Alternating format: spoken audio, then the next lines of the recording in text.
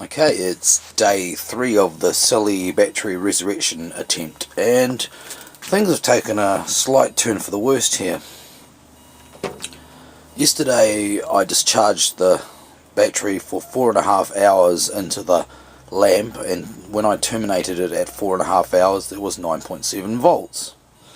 As you can see here, there's 9.5 volts on the meter, and I'm using the countdown timer today because I thought I would run it again today for the same amount of time, and if things were improving, one would presume that the final voltage would actually be a little bit better than 9.7, but we're at 41 minutes to go, so it's not so good really. 9.5 and we've still got 41 minutes to go to make 4.5 hours.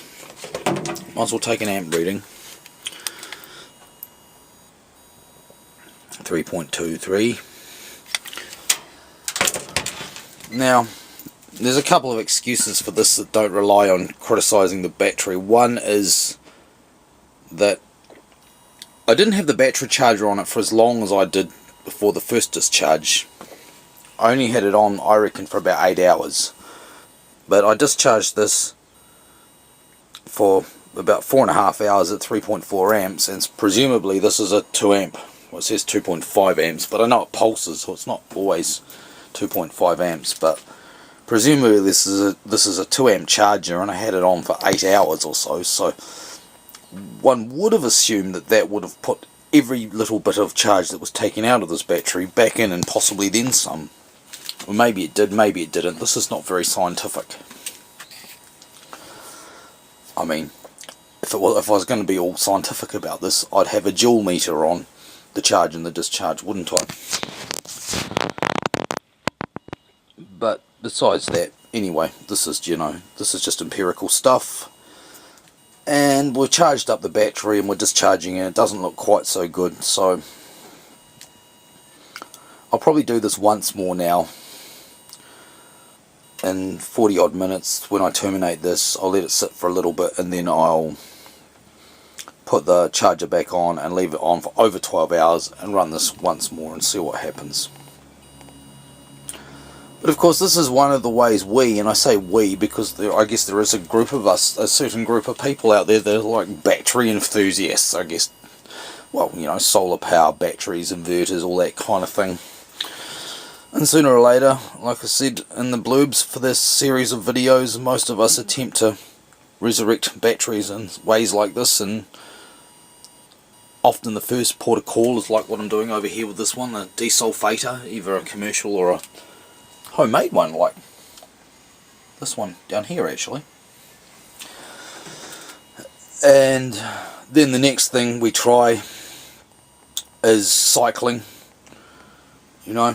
which is what I'm doing now. Of course, the other thing to try is all the silly chemical, options. There's commercial revival chemicals you can buy, like Inox here in New Zealand. Of course, there's always the Epsom salts thing, which is not really a possibility for this battery because it's a sealed one. It's a sealed low maintenance one. Of course, you can lever up the lid, but I'm not going to. I might try the Epsom salts on another battery, but I don't know, it's a very psychological thing, I think, this, and to be honest, I think the biggest benefit I'm getting out of doing this is being able to make these videos for my channel. So this is what this battery is actually powering. It's not going to power anything useful, probably. It's powering YouTube, in a sense. So there we go.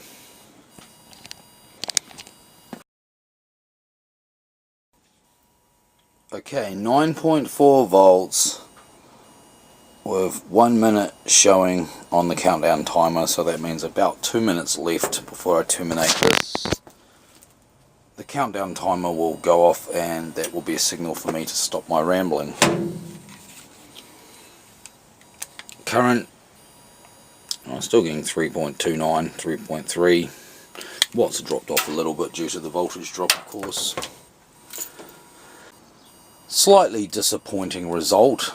If I was a photonic induction or whatever he's called. Oh, there we go, there's the timer.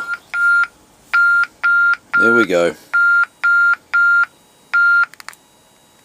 I'd probably take this battery out on the lawn and connect it to a microwave oven transformer, the secondary, and see what would happen. But I kind of got that stuff out of my system when I was younger, so what instead we'll do is we will terminate the charge as the timer has just gone off. Terminate the charge, terminate the discharge I meant, of course. And as you can see, the voltage of course inevitably bounces back up a bit. And just before I go out, because I've got to go out again today, I'll reconnect the charger, but leave it on for well over 12 hours this time before I try this for the third and final cycle that I'm going to do with this tomorrow. What else was I going to say? There was something else I was going to mention. Oh yeah, don't forget that we're dealing with essentially a 10 volt nominal battery here, not a 12 volt. I've already decided that one of the cells in here is dead and it's a write-off. I'm not going to wake that cell up, it would seem, or we would have started to get some signs of that by now. So it's a 10 volt battery essentially. I did have the desulfator on it for a while, as I've explained, and that possibly did some good to the remaining cells at work, so you know. But a desulfator of course will never resurrect a fully shorted cell. There we have it. That's part 3, I believe. There we go.